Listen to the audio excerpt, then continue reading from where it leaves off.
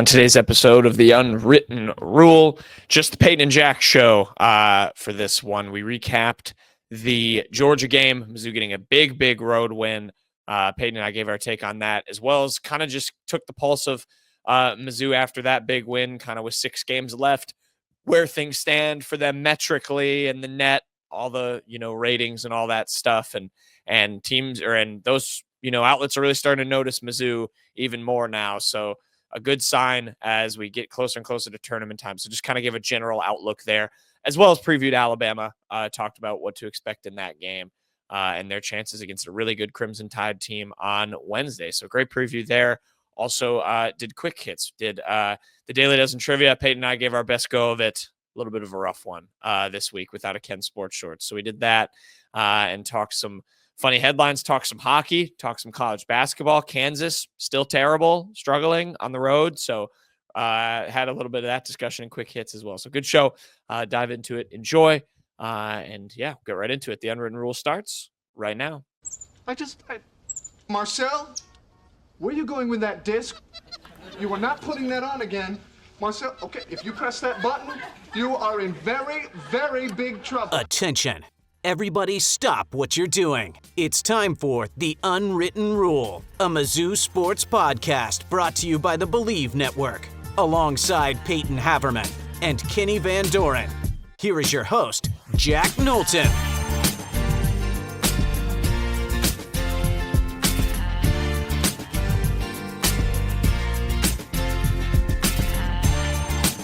Welcome back to The Unwritten Rule. Today is Monday, February 17th. And it is the Jack and Peyton show, first and foremost, this week. No Kenny Van Doren. We will have some quick hits from him later on in the show. But Peyton and I, first and foremost, have another Mizzou men's basketball win to recap. 87-74. The Tigers absolutely roll Georgia. Another quad one win, Peyton, for Mizzou. A nice road win. I was a little bit nervous for this game. I mean, obviously, go listen to the preview show, I guess, if you want to catch up. But we were kind of talking on there. I know not that it's the be all end all, but I know the ESPN little meter had Georgia favored in this game. They're a pretty good team at home. We kind of talked about it. And this was a what ended up being, I think, a 3-point Georgia lead at halftime after they wiped a goaltend off. And Missouri just came out and boat raced the Bulldogs in the second half. Really impressive performance, Peyton. But we have to start from the beginning. We're going to do the anti-journalism thing again and start from the beginning of the game instead of where, the most important detail, because one of the funniest things I've ever seen happen that would not have been funny if the game ended in a different way.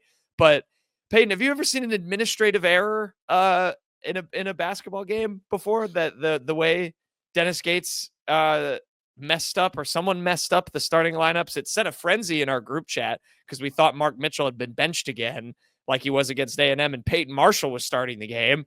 And then I guess someone messed up something somewhere, but it didn't get reported. Georgia gets a free point to start the game. I've never seen anything like that. I wanted to start with that because I just thought that was hilarious. I have seen it happen before. I remember like an old UCLA Arizona game where something similar happened. Like, I don't think it was this exact same, like the book was wrong, but like it was something similar. So I have seen that, but it was I would like to have seen like what the process of this technical coming to be was like, or administrative foul, whatever you want to call it. Because I mean, it was like the lineup comes out, Peyton Marshall is in it for Mark Mitchell.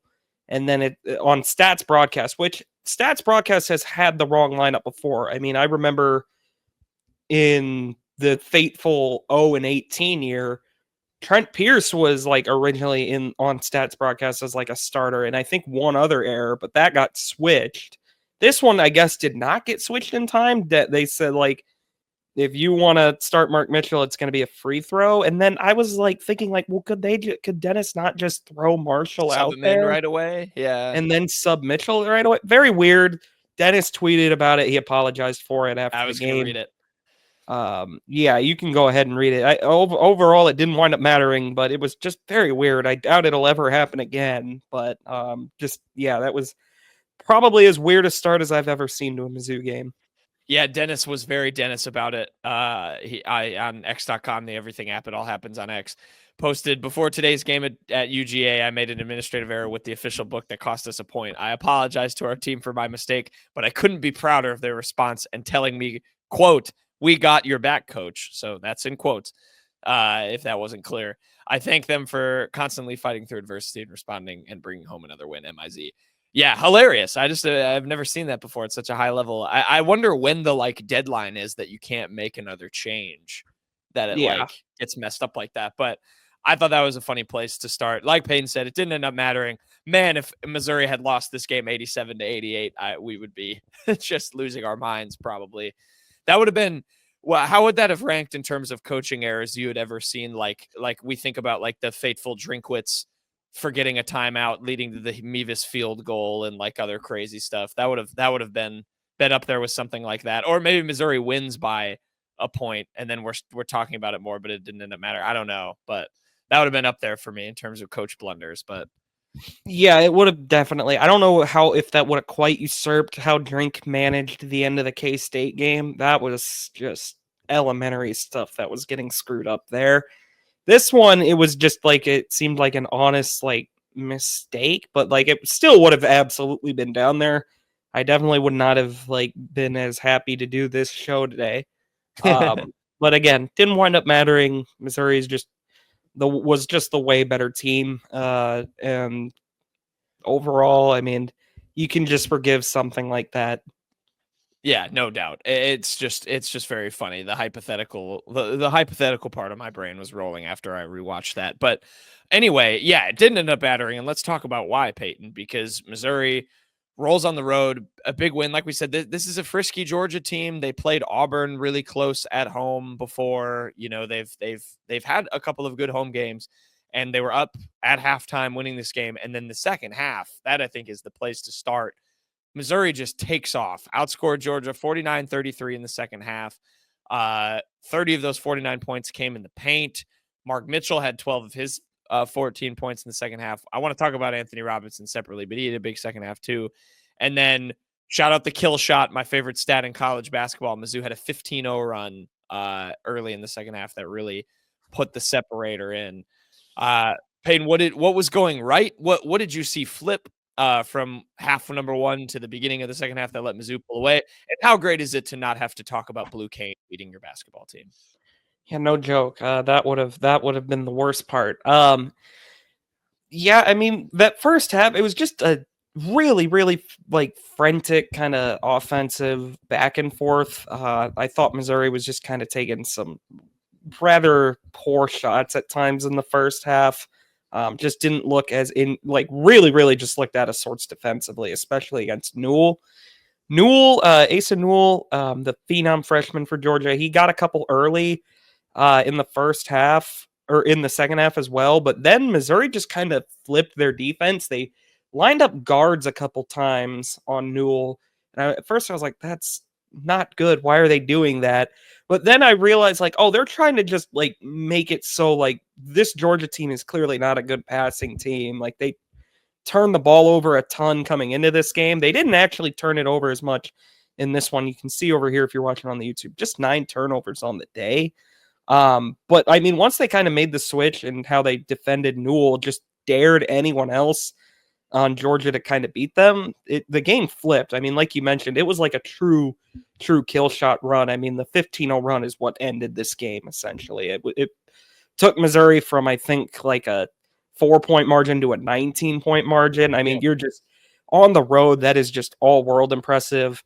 I think Missouri started, and the offense was kind of, I know I mentioned the defense, but the offense really did kind of become the story. Almost all of that I attribute to Anthony Robinson. What a bounce back game for him. But they started the half 16 of 19 from the field, I believe. That was just absurd. I mean, and like I said, 9 turnovers for Georgia, Missouri got 18 points off those turnovers. That is that is just so efficient, so good. Missouri got to the line a decent amount, got to the line more than Georgia. They went 12 for 14 from the line. That was really great. I mean, the offense was the story, but I think the flip kind of did come from just defending Asa Newell and just Georgia's offense a lot better, because Georgia wound up finishing this game with a higher field goal percentage than Missouri. They shot 53% from the field. Missouri shot 47%, but they could not buy a few 3-pointers in the row. They shot just 29.4% from the field. Anytime you can hold your opponent to that, you're in good shape. Asa Newell got his. He's a hell of a player, but nobody else really did. I know Damari had 16 points, but that was not an efficient 16.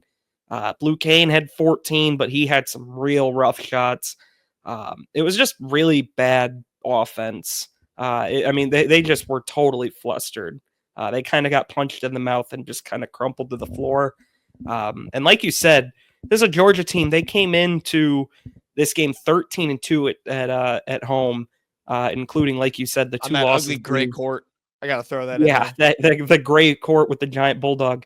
It was a 2-point loss to Auburn, I think it was, and a 1-point loss to Mississippi State. So this was far and away the biggest loss they've had at home this year. And I think we mentioned it in the preview too. This was a Georgia team that was going to come in and probably play like their season depended on it, because their 3-game stretch was Missouri, then at Auburn, then at Florida. So this was definitely the most gettable game for them, probably, like in their mind, and they didn't get it, despite probably playing like they really needed this one. Yeah, I think you summed it up great. I mean, I agree with, kind of the second half. It really just turned up. I liked the defensive stuff that you talked about too. I mean, Missouri, we've talked about it ad nauseum. They switch their defensive looks more than pretty much any other team in the SEC, go from man-to-man to some of that 2-3 zone. I thought Georgia was kind of finding the little like middle pocket in the zone. And I think Newell and a couple others were getting some shots from there early. And then, like you said, it just seemed like they ramped it up, kind of switched the matchups up a little bit, and Georgia really just didn't have a response. And then, the efficiency. I mean, it's the things we continue to see go well for Missouri. And the main two for me are those points off turnovers. Like you said, even if they force a few, they make it feel like it's a lot, because they capitalize so efficiently when they get the ball back and they turn those turnovers into points. The bench scoring was good in this game. They outscored Georgia's bench 30-13. They continue to be the best bench scoring team in the country. Caleb Grill had, I think, 15 points in this game. So just an impressive performance in those two categories, which for me are really big for Missouri in terms of identity things and things that just work for this team. 17-0 boards too. They were kind of feasting on them in the first half. In particular, I thought had 17 second chance points from those offensive rebounds. It was a good day offensively, and only turned it over 3 times themselves. I thought that was excellent. Didn't turn it over once in the second half. Yeah, so there you go. No turnovers in the second half. That's huge. And then we talked about him. I want to give him more of a little bit of a spotlight. Anthony Robinson, 15 points, 13 in the second half, 5 rebounds, 7 assists. A sigh of relief, I think, probably for Mizzou fans to see him have a good game and to seem to start to turn this thing around at a time when they needed. He had been in a little bit of a slump, but I thought he was great in this game. His defense was just so explosive. He's just everywhere. When he can kind of just be that fly going around on the top of the key, had a couple just breakaway steals for easy dunks. Loved what I saw for Anthony Robinson. There was one too. I forget where it was. Excuse that voice crack.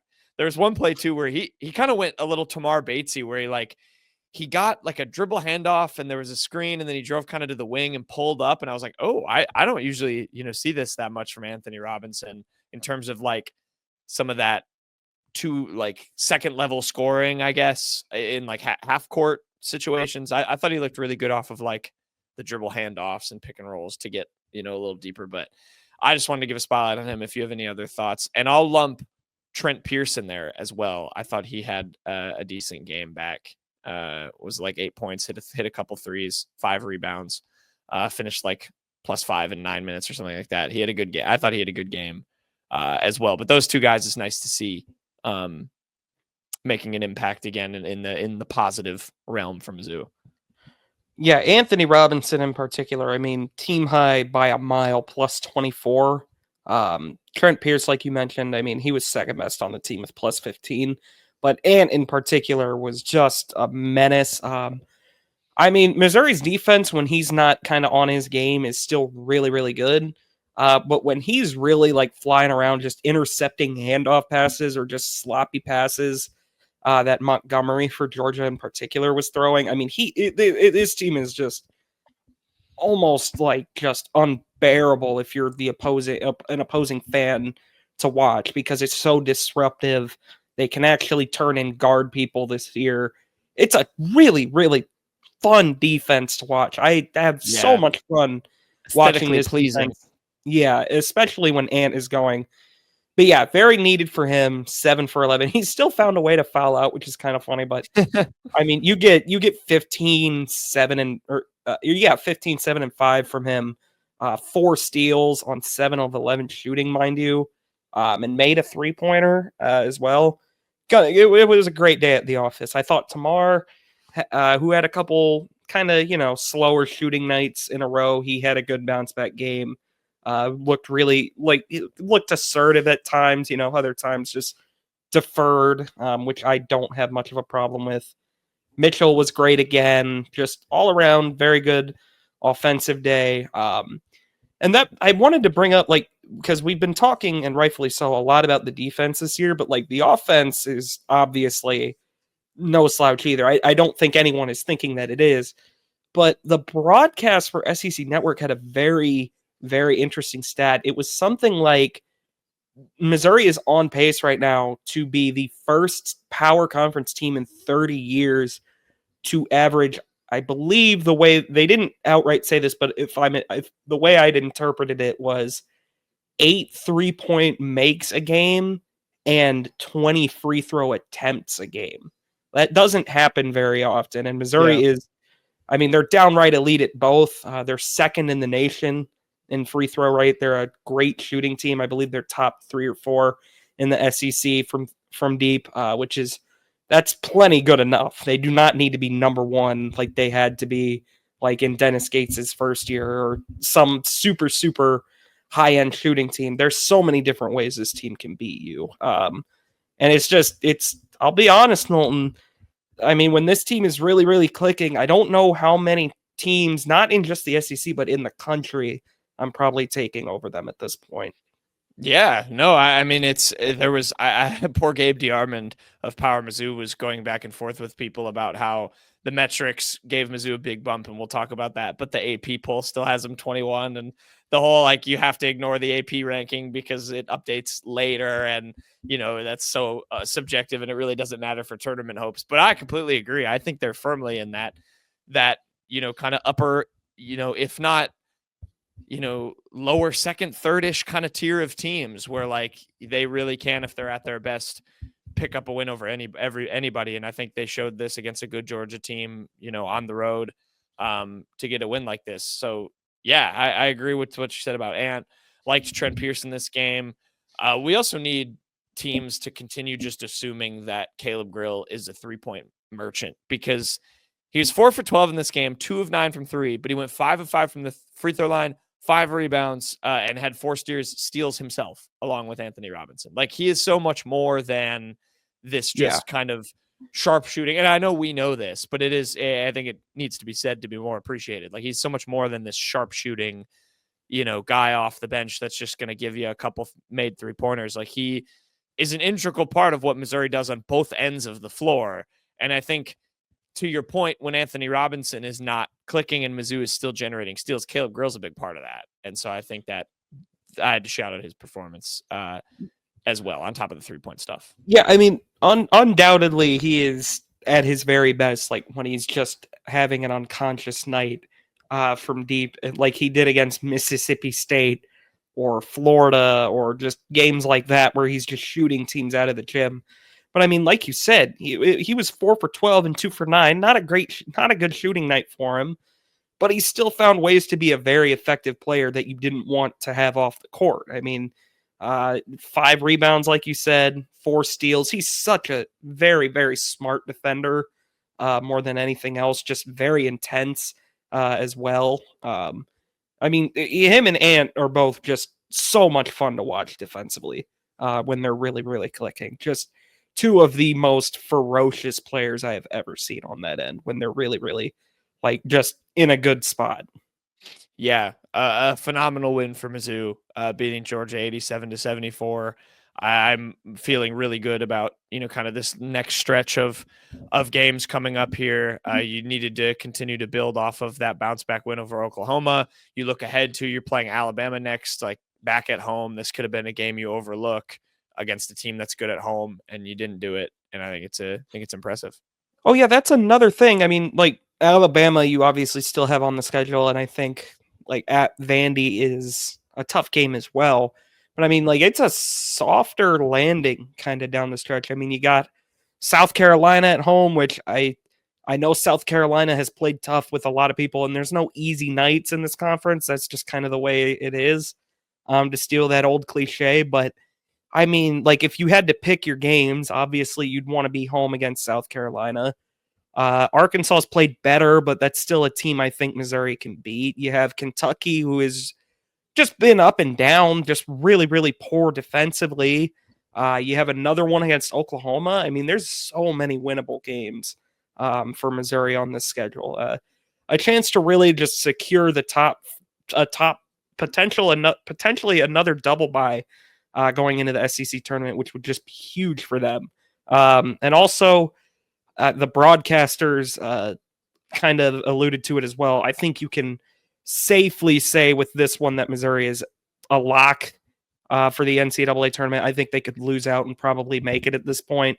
They're at the magic 8 number, which is kind of what we said going in. Mm-hmm. I think they have enough quad 1 wins, especially getting a win like Kansas in the non-con, even though that win just increasingly looks less and less impressive now. Stay tuned for quick hits.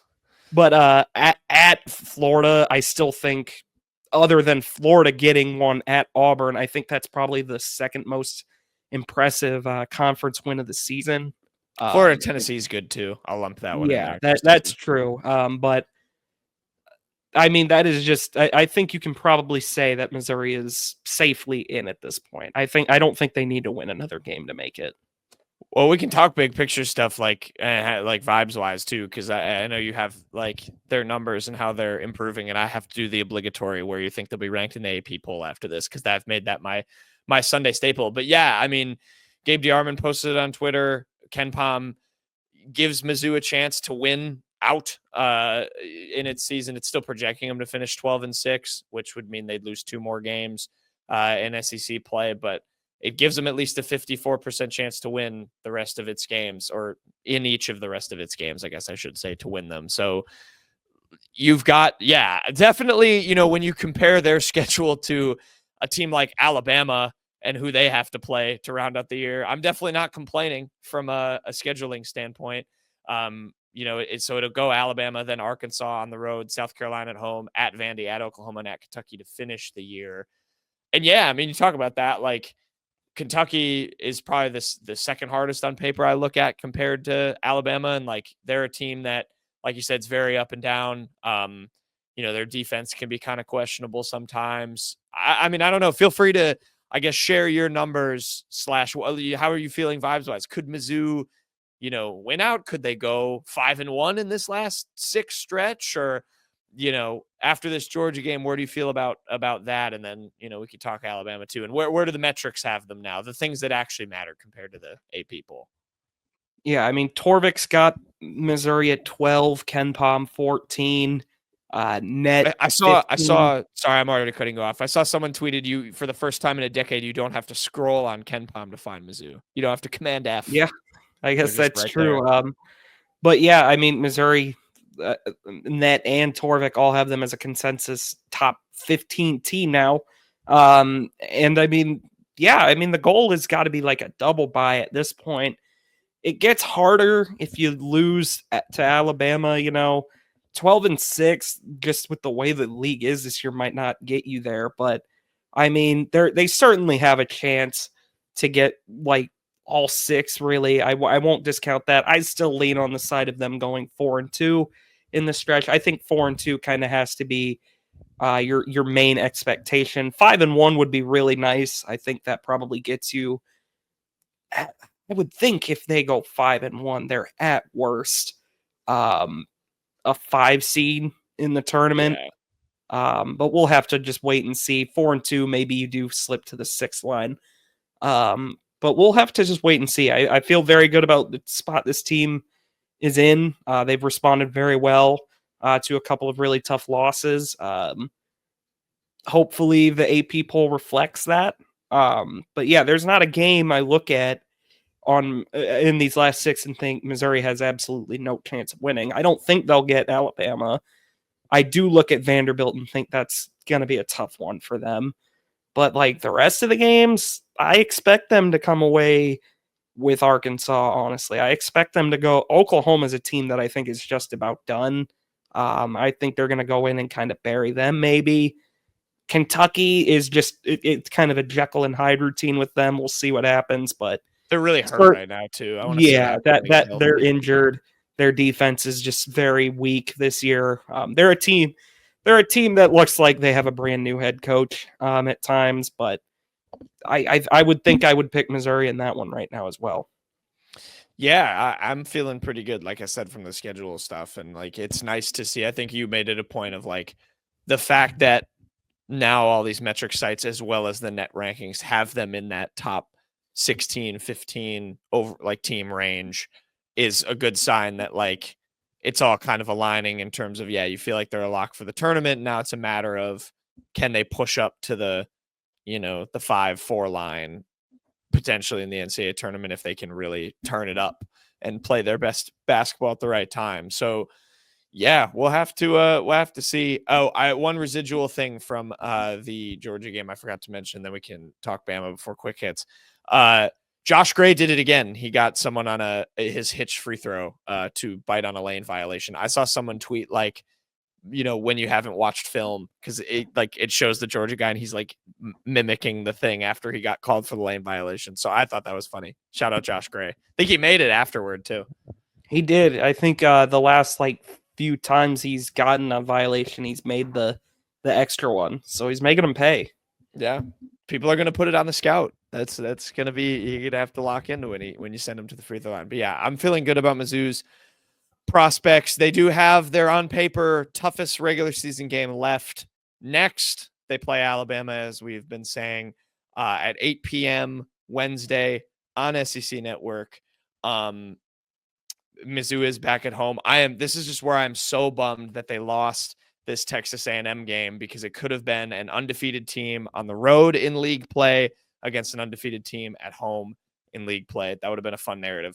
Nevertheless, Mizzou has that one home loss. Alabama is undefeated on the road.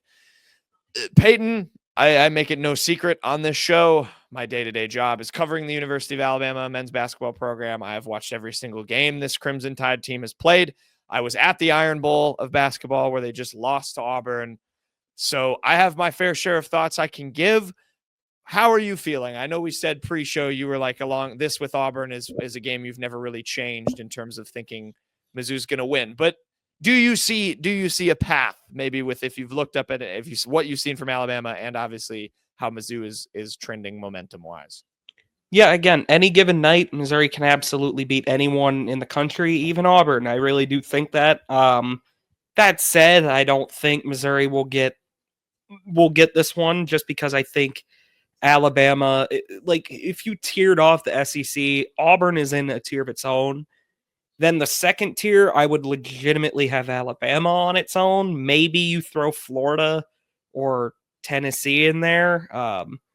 I probably would just keep Alabama on its own, though, and then I'd have a third tier with Tennessee, A&M, Florida, and Missouri in it. Alabama, I think, is just a step in front. Just so many. You want to talk about a team that has offensive firepower. Alabama, just every year under Nate Oates, has been an offensive juggernaut. That's no different this year. They're second in the country in adjusted efficiency, according to Torvik. Behind only the great Auburn elder squad that just has a bunch of 24-year-olds. They're 20th in the nation in effective field goal percentage at 55.9. And their defense has been better this year too. I mean, they hold teams to, they're 33rd in adjusted efficiency. They hold teams to just 46.4 effective field goal percentage, which is 22nd. Teams do not shoot well from three. I think that's the one that stood out to me the most about their defense. Because you used to be able to just get whatever you wanted from beyond the arc against Alabama. That's not the case anymore. And Alabama itself doesn't shoot as well from three as maybe a lot of people are used to. But the way this one, I think the path to a win for Mizzou is going to have to come in the turnover battle. Alabama, they are kind of loose with the ball. They're 180th in the nation. They turn it over 17.3% of the time. They don't force turnovers at all. And considering Missouri is a team that just had 3 total turnovers in a game, they've shown that they have had pretty solid, capable ball handlers. I think that's probably a matchup where I look at advantage Mizzou. That said, I still probably expect Alabama's offense to be a bit too much. Alabama, another team that's really good at getting to the line. They grab a lot of O boards, which is annoying. But yeah, they have. I'll let you speak more on it. You look at just the roster, even like just on Torvik. A lot of great players there. I mean, you got Jaron Stevenson as their Jaron Stevenson is their second worst player according to Torvik. Yep, he starts for them, and has had some big games. He just scored 22 against Texas. Yeah, I'm really excited for this game. I think Alabama played kind of teams that the way I looked at it, Alabama's beaten Vanderbilt and Kentucky this year, and I kind of think Mizzou is going to be a game that's a little bit in between those. They kind of narrowly beat Kentucky on the road, and that was obviously a track meet because Kentucky has no defense, and I think the final score was the second highest score in the league so far. And then Vanderbilt was a team that they just kind of outmatched offensively, but they turned the ball over a ton because Vanderbilt is also a team that's very good at forcing those. I think Missouri will do kind of something in between, and I think it'll be a close game and probably a really loose game. I could see both these teams kind of just going back and forth a lot. Alabama probably committing to a good amount of turnovers against Missouri's defense. Yeah, it should be interesting. And obviously Alabama, I believe their bench had outscored every team they played until Auburn when they lost. And Mizzou obviously, has a lot of good reserves. I'm really intrigued to see how they defend Caleb Grill because he's a guy who I think that could hurt him. I think Mark Mitchell could make some things happen. They played Ole Miss when they lost to Ole Miss at home. Malik Dia, the Ole Miss forward who is like kind of 6'9", sort of a similar build to Mark Mitchell, had a really good night against them. Maybe could Mark Mitchell do kind of the same thing, but there is for sure a path there. If you can get Alabama turning the ball over a lot, Mark Sears has had some real off nights, and when he is not scoring, he kind of has to be assisting and playmaking for them to go. And he was not doing really either against Auburn to the level that you'd expect him to. And I think that's part of the reason why they lost that game. He struggled against Ole Miss. I think that's why they lost that game. But I think there's for sure a path for Mizzou here. I think it's going to be a close game for sure. A lot closer than I would have expected preseason because Alabama was my preseason number one and Mizzou, we didn't know they were coming off an 0-18 season. So I think it'll be a fun one. That said, Alabama is the best team maybe in the country away from home this season. And after losses, after 2 of their 3 losses, they just took their 4th one. 2 of their previous 3, they then won a game on the road. And those games were North Carolina and Kentucky, 2 of the harder places to play in the country. They absolutely love seeing gyms empty out. They kind of have like a road villain role that they like to play. Nate Oates, their coach, has talked about that a bunch. So that's a little scary. That said, Mizzou's great at home. So, and they did almost lose on the road to North Dakota. That is their one bogey game. If you're watching on the YouTube, Payton pulled up that. Maybe Mizzou watches that film. I don't understand why they did this game. I will never get it.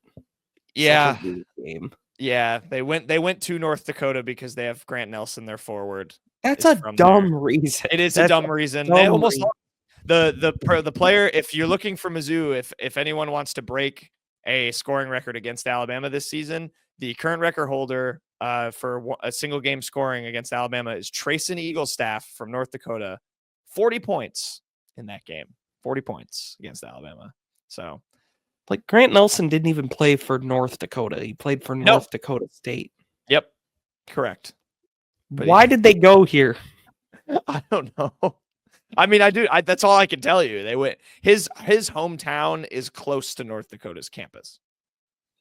And they were like losing at halftime, man. They were. Like, what an absolute nothing game for them. Like, they had nothing to gain. Nope. Absolutely nothing. I don't think they will ever do that again. But that's my long-winded spiel. I can't quite get there with predicting a Mizzou win just because Alabama has been so good on the road. And I just think ultimately they probably will have enough offense to do the job. Don't be surprised if they turn the ball over 20 times. That's what I will say. Because Mizzou can absolutely get that many. Like they can be pretty loose with the ball. They were pretty buttoned up against Auburn, but I don't think it'll be the same level of discipline with their ball movement. So, you have any other final takes? No, I mean, I think he's just been looking at the North Dakota game for those listening. I was just watching some of the clips from this. Just watching some of the unbelievable clips. But yeah, I don't think this is not the invincible Alabama team we thought it might be preseason. They absolutely have some flaws. And I think Mizzou could do for sure some damage. So I think it'll be a fun one in Como. If Mizzou wins this, do you approve of a court storm here? I was thinking about this. There's a good chance Missouri's going to be favored in this game. If Alabama had beaten Auburn and they're the number one team in the country, probably. Now I'm going to say probably not. I think no. I agree. I think no court storm. It's too. I would say no court storm. My morals say absolutely no court storm. I think if you're ranked, yeah. you don't storm the court. But yeah, that's kind of what I'm thinking. I think Missouri, there's a good chance in the AP poll they'll be top 15 again or so, around that range. Alabama will probably be like 4 or 5. Maybe they'll only move down to 3. And I mean, that's a difference, but not. I don't think you storm the court for that. Yeah, so that's as concise of a take as I'll give on Alabama. I can, I don't know. Maybe I'll fill in the people with what Nate Oates says in the scout before the games. I don't know. I'll get to hear from him what he thinks about Missouri. I want to ask him a really deep question, like going up against Mizzou's matchup zone or something that's like nuanced from the scout. See if I can get an idea beforehand. But anyway. Yeah, 8 p.m. SEC Network on Wednesday. Should be an interesting one between Mizzou and Bama. Payton, that will be my last question before we go to quick hits. Give me a ranking for Mizzou on Monday when the people are listening to this. I'll say 16. 17. The AP has never respected Mizzou. I think that'll continue. And then if they beat Bama, maybe then it's like top 10. I think it's got to be by then. And they jump all the way up. But we'll see. There's your recap / Bama preview for Missouri. We'll finish the rest, or for Missouri. What am I saying? For Missouri against Bama. And we'll finish the rest of this show with quick hits.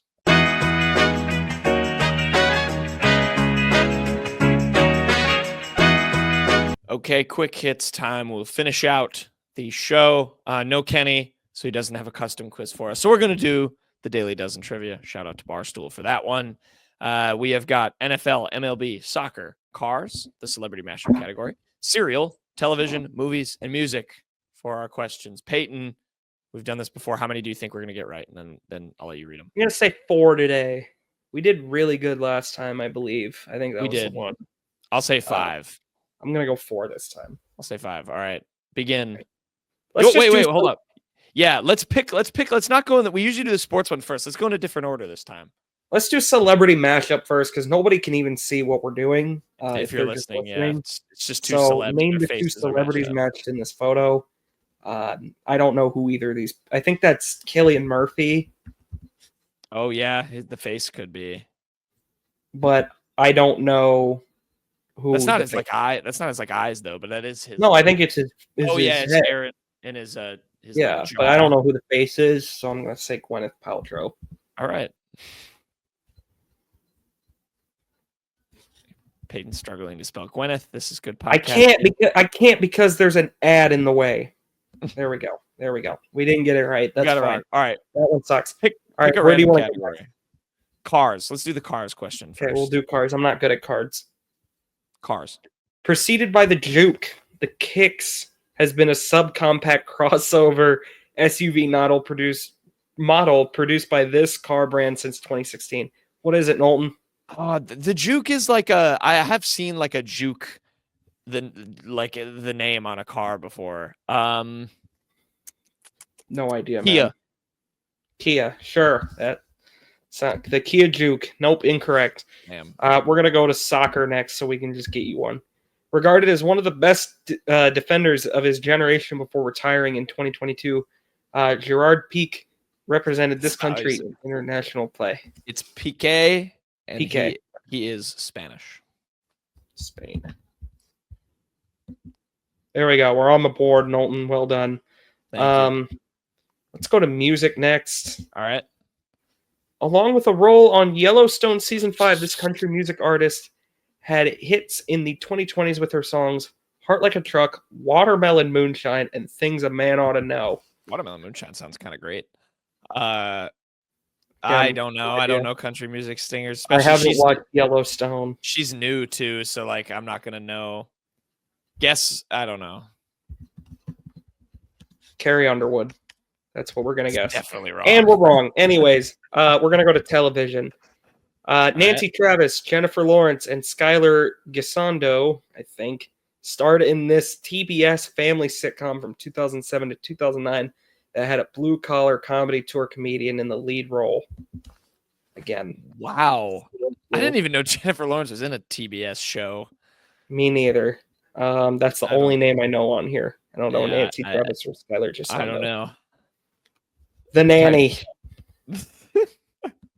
Moving on. Isn't The Nanny the crime show?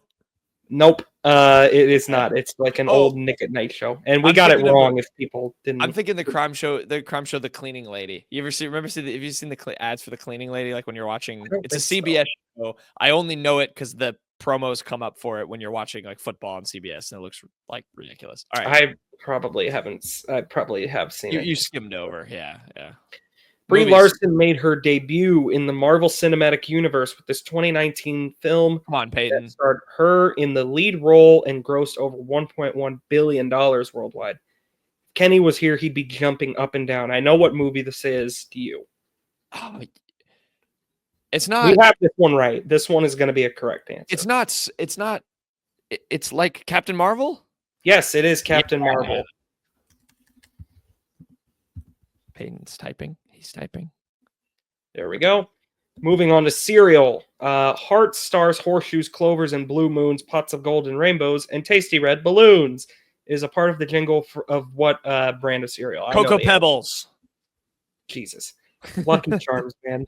I literally started singing it. I know Hearts, it's Lucky stars, Charms. Horseshoes, clovers, and blue moons, pots of gold and rainbows, and tasty red balloons. I know what Lucky Charms are. I was making. We got to get one more to hit my answer. We're going to go NFL. Do MLB. Okay. Nope, we're going NFL.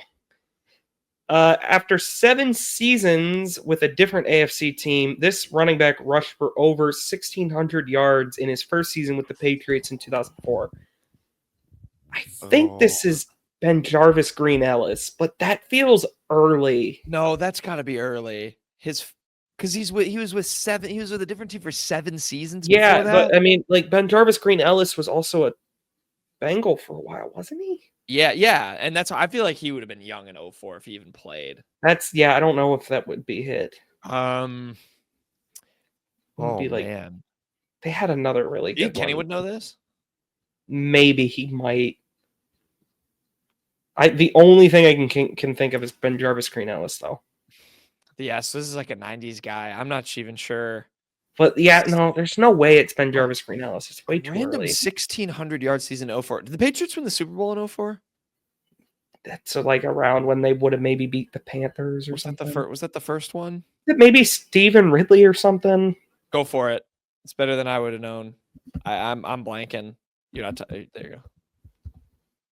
Stephen Ridley. This would be fire. No, incorrect. All right. Well, we got to get this one to hit my goal of 4.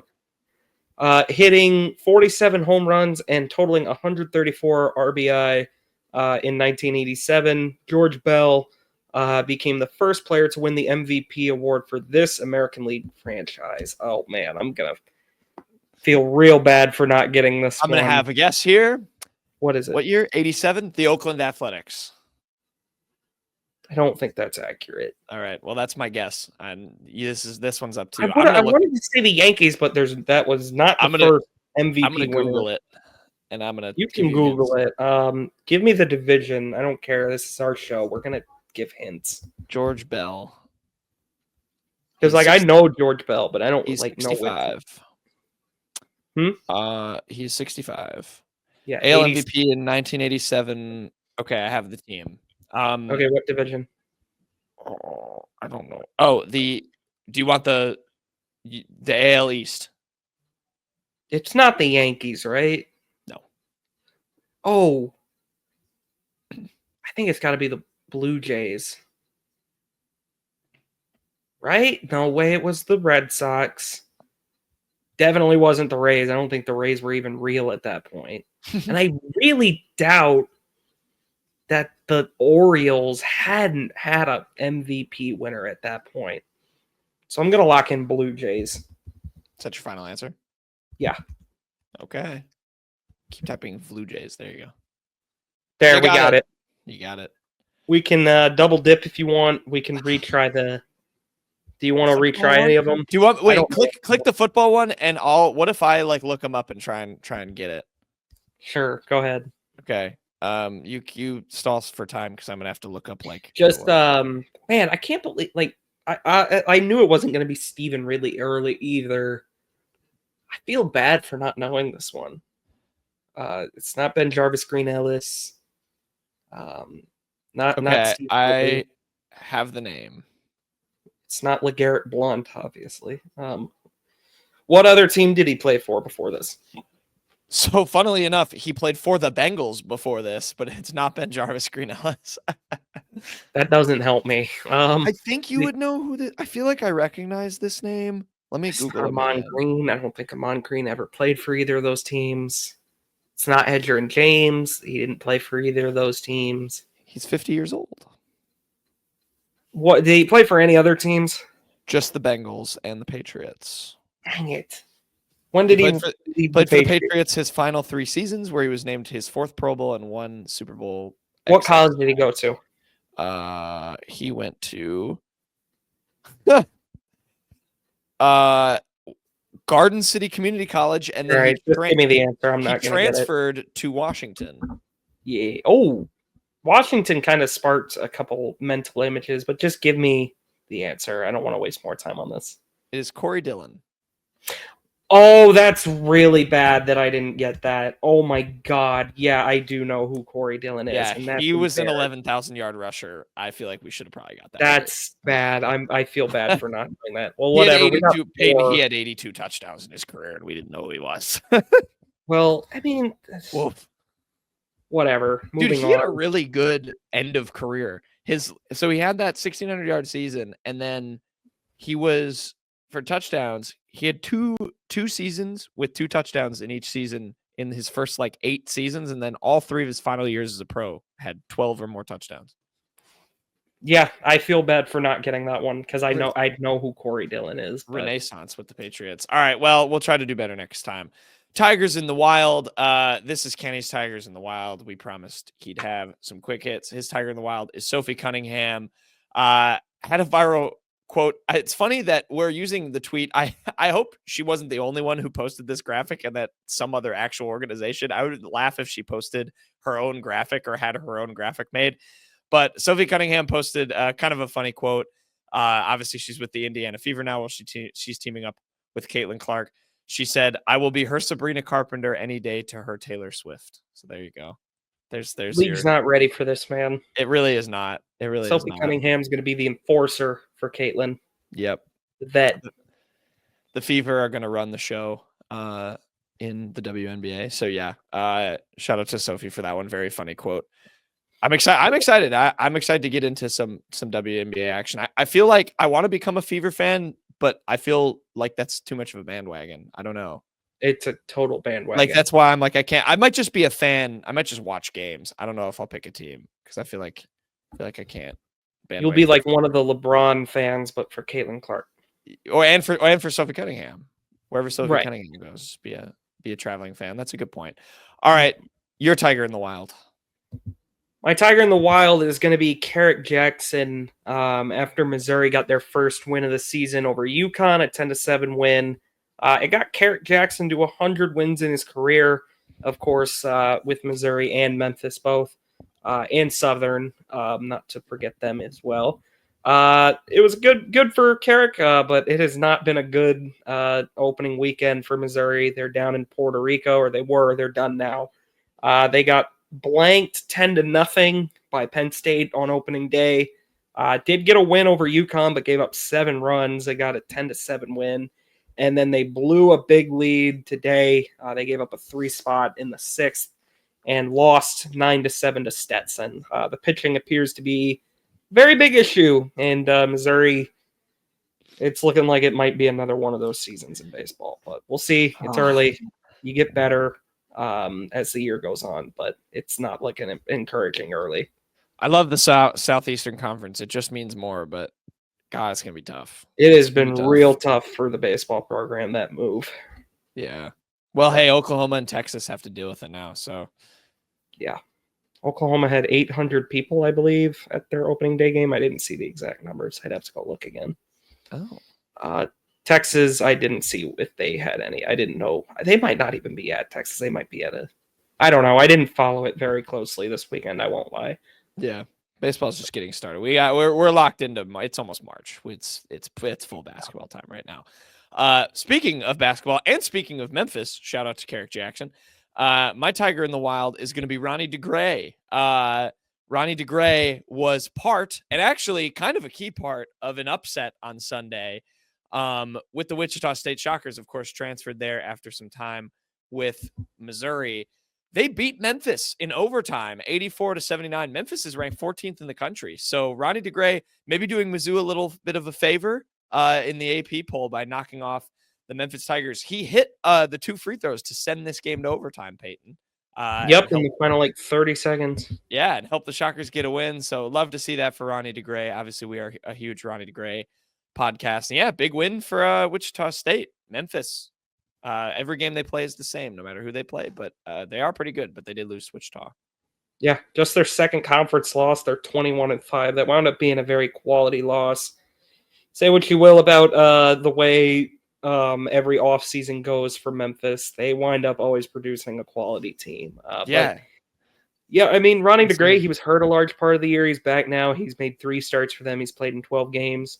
I mean, he had a typical Ronnie DeGray game. I mean, 8 points.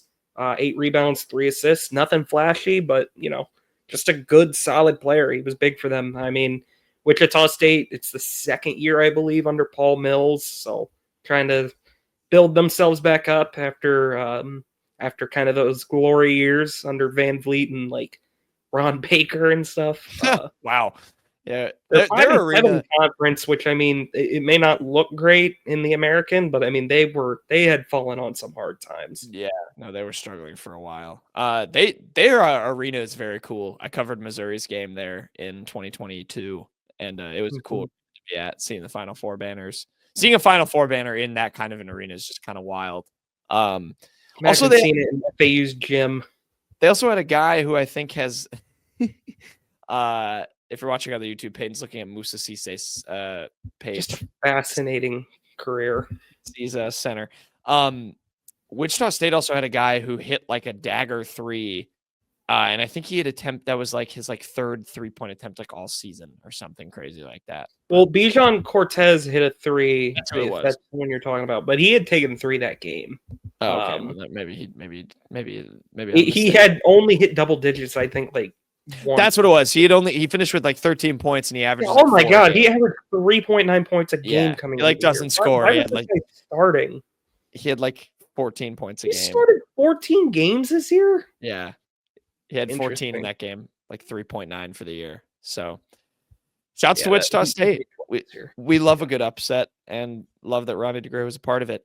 Headlines. Speaking of upsets, would you like to read Kenny's headline, Payton? I know I did his. I sure will. The Kansas Jayhawks, folks, just keeps crumbling down because the headline from ESPN's article on it, or I think it's just AP that they pulled to ESPN. Madsen scores 24 and becomes Utah's career 3-point leader in 74-67 win over number 17 Kansas. Yes, folks, Kansas lost to Utah in basketball. This is not like a great Utah team either. They're like okay.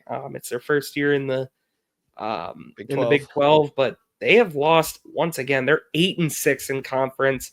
They're outside the top 5 in conference. BYU technically has the tiebreaker over them. That's just, you don't see that. You don't see that very often. So maybe BYU doesn't have the tiebreaker. I don't remember. No, they did. They beat them on the road. Golly, what is going on, Kansas? I mean, no. They haven't played BYU. I thought they lost to BYU. Never mind. I don't know the exact tiebreakers and stuff because it also has them behind Baylor, but they lost to Baylor, or in front of Baylor, but they lost to Baylor. So, yeah, I mean, Kansas now, they have literally gone win-loss, win-loss, win-loss, win-loss. Like, that's not Kansas basketball. They're playing like a middle-of-the-road Big 12 team right now. And yeah, we're going to bring it up every time they lose. Yeah, I have a few things. There was a message board geniuses post of the Kansas fans being down bad. I would like to rue in that for a second. I won't read the first one because it's really long, but this one guy said, time to go to message board geniuses if you want to read them all. Yeah, this one says, time to blow up the program. Self and KU need a divorce. Don't give I assume that's supposed to say two shits about Peterson being a Jayhawk. That must be some recruit. Self is in his Mayheim era from my KU fan. Self has no idea what he's doing. Love the guy, legend, but he's lost and needs to pass the torch. They want Self gone. It's dire over there. Out west. I also have a stat. Kansas is now 3-6 in true road games. At home, the Jayhawks rank number 18 in offensive efficiency, according to Bart Torvik.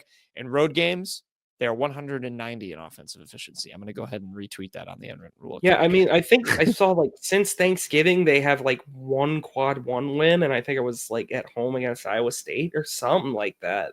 Yeah. It has just been a very bizarre struggle for them. Yeah, cannot win away from home. They are bad, as evidenced by Mizzou Arena. Mizzou broke them. Don't you forget it. I mean, they've been really bad on the road the last 2 years. Like, it's just, I mean, it does feel like they're a step behind in their approach to the portal. I mean, they've played portal roulette the last 2 years. It hasn't really worked out, you know.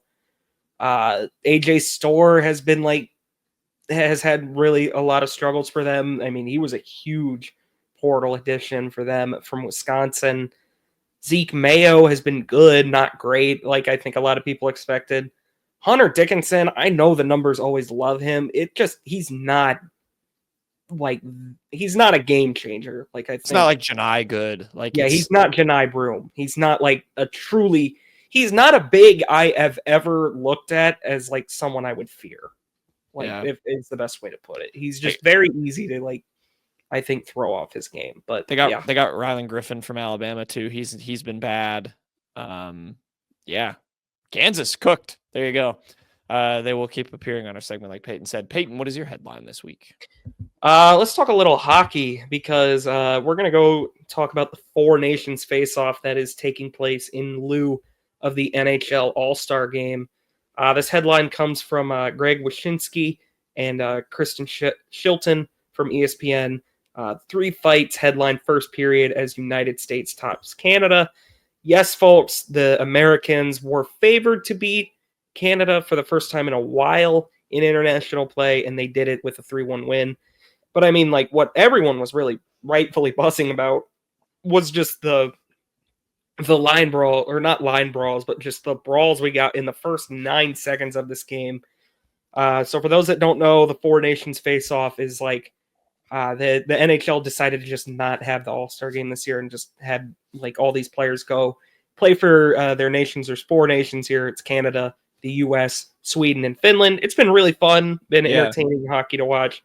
And the U.S. Canada were like runaway favorites in this tournament. The U.S. for the first time, like genuinely, is the on paper favorite. Like first time in a long time. They had like their first game last night. We're recording this on Sunday, so they had it on Saturday. And there were fights right off the bat. I mean, like as soon as the opening face-off happened, the Tkachuk brothers, who are both American, St. dropped the Louis. gloves immediately. What were you saying? St. Louis. Yes, Got to correct. localize. Got to localize here on the under. Yeah, Matthew and Brady. Matthew was the one that dropped his gloves first, I believe. He dropped them against Brandon Hagel. They're like actual. They're like actual like in division rivals in the NHL too. Matthew plays for the Panthers. Hagel plays for the Lightning. So they fought like immediately right after Brady Tkachuk fought Matthew Tkachuk's teammate in Florida, Sam Bennett. They got into it, and then a few seconds later, JT Miller bit off a bit more than he could chew.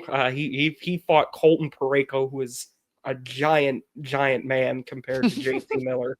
But it was like really entertaining stuff. I mean, Matthew Tkachuk said, I mean, he had a quote after the game: "We needed to send a message. We're here in Montreal. That's where the games are being played. It's in Montreal." So the U.S. was in hostile territory. I'm sure everyone has seen what else has been going on there. But we're here in Montreal on a Saturday night, is what Tkachuk said. We want it to be our time, and that message started right from the get-go. It was pretty entertaining. I know a lot of people don't love fighting as much anymore, but everyone, I think, kind of admitted that this was pretty sick to see in like just a charged environment like that. And then, yeah, the U.S. got the 3-1 win. They're in the Four Nations Face-Off Championship game. They'll play either Finland or Canada again next Thursday. Yeah, that I was gonna say. I think they can play again. I loved this. I was enjoying the highlights of it. I think it's a creative concept too from the NHL to do. Yeah, it's sick. The Nations I is pretty enjoy cool. this way more than like pretty much every All-Star game environment. Yeah. So, yeah, there you go. U.S. Canada beef is back in full swing. Very fun. Yeah, I'll say we're not gonna get further into that though. Well, yeah, I meant sorry, U.S. Canada ice on the. I know the what ice. you meant, but I knew it would make you kind of Yeah, uncomfortable. Make me squirm. Yeah. Maybe we'll see them both be good for the World Cup in 2026, and we'll bring it to the pitch too. They'll have that when because they're gonna host. Yeah, they'll host together. So there you go. My headline this week: we're going back to college basketball for this one. This headline reads: it's from ESPN from Myron Metcalf, one of the better college basketball writers over on ESPN. Illinois, sorry for hanging Terrence Shannon Jr. jersey upside down. Yeah, a ridiculous jersey retirement ceremony had a ridiculous happening when it happened. Illinois, if you didn't see, retired Terrence Shannon's jersey, who did not commit to play basketball for the University of Illinois, played there for 2 years after transferring from Texas Tech, and they decided to retire his jersey. I guess going on a 30-0 kill shot run, being on the opposite end of that against UConn is just warranting of a jersey retirement. I don't know. I don't make the decisions around Illinois, but yeah, they had the jersey. They dropped the little banner on it, and it was upside down. And then they had to raise it, and Terrence Shannon Jr. is just kind of standing there awkwardly. Yet again, played more of his college basketball career for Texas Tech than he did for Illinois. Yeah, just ridiculous. And honestly, it's fitting. And the AD had a really funny, like, he came up to the press conference after the game before the coach, which Illinois lost, by the way, to Michigan State. They're kind of cooked too, by the way, really falling off the net. But yeah, he came up and was like, had a super long-winded, like, we had been planning this for months. Like, we're so embarrassed. We're sorry to all these people. And I'm like, just ridiculous and absurd. But yeah, trouble. There's a good camera angle, like literally right courtside, right behind Shannon as he pulls the cord down. The crowd goes from cheering to it's the most audible gasp I've ever collectively heard from a crowd. I mean, it is like a collective, like, oh, like everybody in the world knew. How does that even happen? How do you possibly wrap a banner up upside down? How do you not I don't check know. it? How do you wrap it up upside down in the first place? Nonsense unveiling for a pretty silly one, like jersey retirement in general. Like you said, played more than half of his career for a different school, not like multiple schools, for a different school. Texas Tech had him longer than Illinois. They made one run that ended with them getting destroyed Yeah, in shit the pucks. Elite They got Eight. cooked by yeah. Yeah, they didn't like the Elite Eight is great. I don't think that making one warrants a jersey retirement. And then this all came like a week or two after they retired Kofi Coburn's jersey. Oh yeah. What are they doing? Like, do they retire anybody's jersey? I don't know. Ridiculous. I don't know. I don't get how you retire his jersey. I don't get how you retire it upside down. Just silly. Very insane. All right, so Payton, when Mizzou goes to the Elite Eight this year, which player's jersey is it? Caleb Grill? Caleb Grill, I mean, is kind of the closest comparison for a Terrence Shannon jersey retirement, I would say. Yeah. But Mitchell? I'll go ahead and say they should retire Josh Gray's jersey. Okay, yeah, there we go. And just put a horse mask up there with No, it. the actual answer would probably be Tamar Bates. Well, yeah. Like that would be the closest comparable one now that I think about it. Yeah, he played, true. what, 3 or 4 years? 2 seasons. Yeah. Did he play 2 or 3 seasons or 4? I think it was I think it was 2 or 3. I think it was 3 and then 2 at Mizzou. So that's literally the Terrence Shannon. That's pack, Terrence so. Shannon, and then they made one nice tournament run. Oh man. So, Yeah, wild. All right, you got a joke 10 this show? of course I do, Knowlton. That's why I stopped sharing the screen, of course. This one comes from our favorite TV series, The Today Show. Knowlton, Yes. did you hear about the king that went to the dentist? Did he have to get his crown removed? He needed to get his crown in general. Yep. Yep, there you go. Funny. Thanks. I don't know who wrote that week's joke. Which host? Al? Was that now? I don't know who replaced Coda. So Coda? You mean Hoda? Hoda. All right. Hoda Kotb or whatever her last name is. How not to jersey retirement ceremony by Terrence or by Illinois. Mizzou, please don't retire anyone's jersey if they go to the Sweet 16 this year. That'll do it for the unwritten rule. Enjoy the Alabama game. We'll come back, recap it on Friday. We'll have some more quick hits. I'm sure some more fun. Maybe some more hockey fights to talk about. Who knows? But until then, enjoy the Bama game. We'll see you later. Goodbye.